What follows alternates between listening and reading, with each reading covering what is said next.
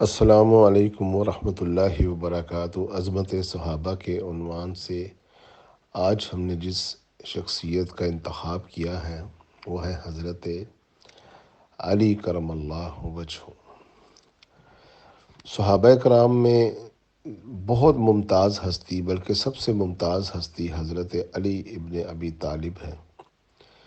جتنی بھی احادیث وارد ہوئی ہیں کتب ستہ اور اہل سنہ کی کتابوں میں، ابو بکر، عمر، عثمان رضوان علیہم خلفۂ راشدین ایک پرومیننٹ صحابہ کرام میں آتے ہیں۔ اگر ان تین صحابہ کرام کی خاصیت اور احادیث اور فضائل جو صحیح سند سے وارد ہوئے ہیں، اگر اسے اکٹھا بھی کر لیا جائے تو اکیلے حضرت علی کرم اللہ وجہ کے فضائل اور مناقب ان سے بڑھ جائیں گے۔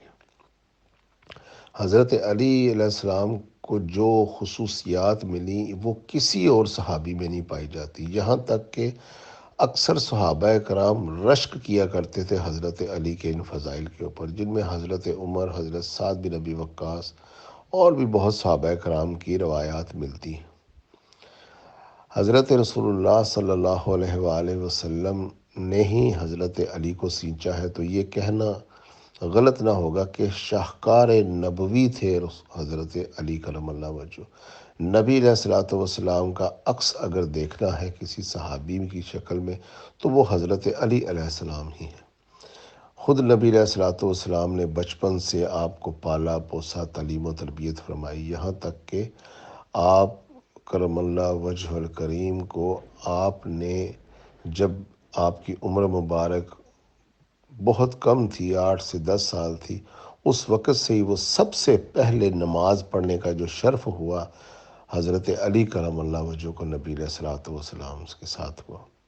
سعد بن ابی وقاص بھی اس کی روایت کرتے ہیں، اور بھی متعدد صحابہ کرام سے یہ روایات ملتی ہیں کہ سب سے پہلے اسلام میں آنے والا، سب سے پہلے کلمہ پڑھنے والا، سب سے پہلے رسول اللہ صلی اللہ علیہ وآلہ وسلم کے ساتھ مل کر نماز پڑھنے والا حضرت علی کرم اللہ وجہ ہجرت کی رات نبی علیہ الصلوۃ والسلام کے بستر مبارک پر لیٹے، اور حضرت علی فرماتے ہیں کہ سب سے جو بہترین مجھے نیند آئی اس رات آئی کہ جس کا مجھے یقین تھا کہ میری موت نہیں ہوگی، کیونکہ اللہ کے نبی علیہ الصلوۃ والسلام نے آپ سے کہا کہ تم صبح یہ امانتیں واپس کر کے مدینے آ جانا۔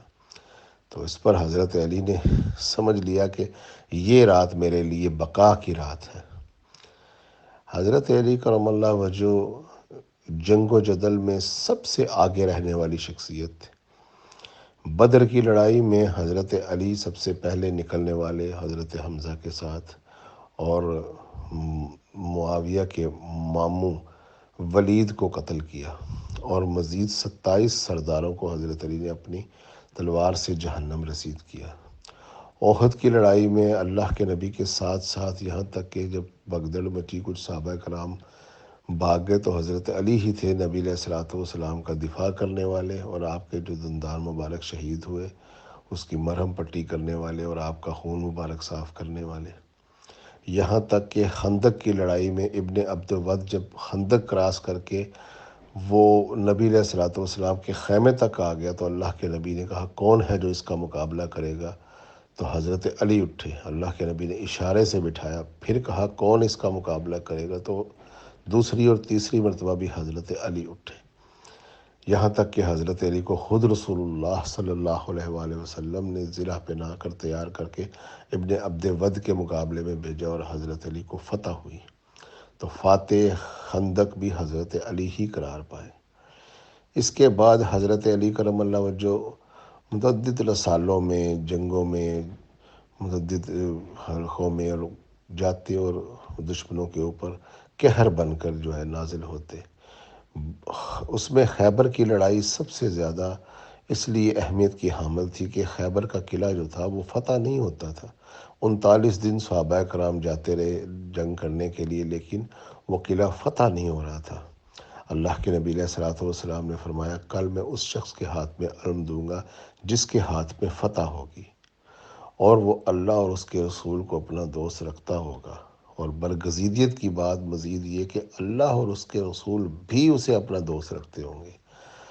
حضرت عمر فرماتے ہیں کہ اس رات آنکھوں آنکھوں میں کٹی۔ آپ نے فرمایا میں نے کبھی کسی چیز کا اتنا حرص نہیں کیا تھا، لیکن اس رات میں چاہتا تھا کہ صبح علم مجھے مل جائے۔ اور صحابہ کرام کا بھی یہی خیال، سعد بن ابی وقاص وغیرہ جو کہ جنگجو صحابہ کرام میں سے تھے۔ صبح ہوئی تو اللہ کے نبی نے فرمایا آئین علی، علی کہاں ہے؟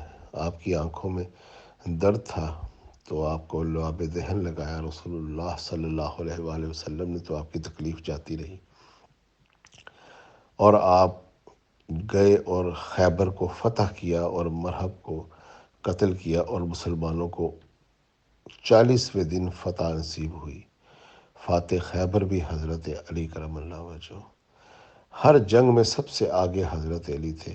ایک جنگ ایسی تھی غزوہ تبوک جو کہ اس محاذ میں بہت بڑی جنگ تھی، حضرت علی کرم اللہ وجہ کو اللہ کے نبی نے مدینے میں چھوڑا، اور حضرت علی روتے تھے کہ اتنی بڑی جنگ، اتنا بڑا رسالہ اور مجھے نہیں لے جایا جا رہا۔ تو اللہ کے نبی نے وہاں آپ کو فرمایا علی کیا تم خوش نہیں ہو مجھ سے کہ تمہیں مجھ سے وہی منزلت ہے مثل موسیٰ و ہارون جو موسیٰ کو ہارون سے تھی۔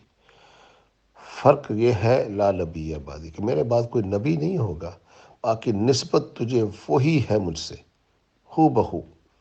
جس طرح فضیلت میں موسیٰ سب سے افضل اور اس کے بعد ہارون، اسی طرح فضیلت میں، نسبت میں، میرا خون ہونے میں، چچا زاد بھائی ہونے میں، لیکن میرے بعد کوئی نبی نہیں ہوگا، اتنی بڑی فضیلت ہو۔ یہاں تک اللہ کے نبی نے پھر فرمایا، جب منافقین حضرت علی سے حرص کرتے تھے تو اللہ کے نبی نے فرمایا اے علی لا یبغضک الا منافقا ولا یحبک الا مومن، تجھے سے صرف مومن محبت کرے گا اور تجھ سے منافق ہی بغض رکھے گا۔ تو صحابہ کرام نے منافق کی پہچان ذکر علی بنا لیا۔ جب ذکر علی کرتے اگر کسی کا ماتھا بل کھا جاتا تو سمجھ جاتا یہ منافق ہے، اور جو خوش و خرم اور خوش ہوتا تو سمجھ جاتا کہ یہ پکا مومن ہے۔ صحابہ کرام بہت محبت فرماتے تھے حضرت علی سے، کہ یہاں تک کہ اللہ کے نبی علیہ الصلوۃ والسلام نے فضیلت کی عظمت پر یہ حدیث فرمائی من کنتم مولا ہو و علی مولا ہو، یاد رکھو تم میں سے میں جس کا مولا ہوں اس کو چاہیے پھر علی بھی اس کا مولا ہے۔ صحابہ کرام نے حضرت علی کو مبارکباد دی، بخن بخن یا علی کہہ کر، کہ آج کے بعد آپ سب مسلمانوں کے مولا ہو گئے۔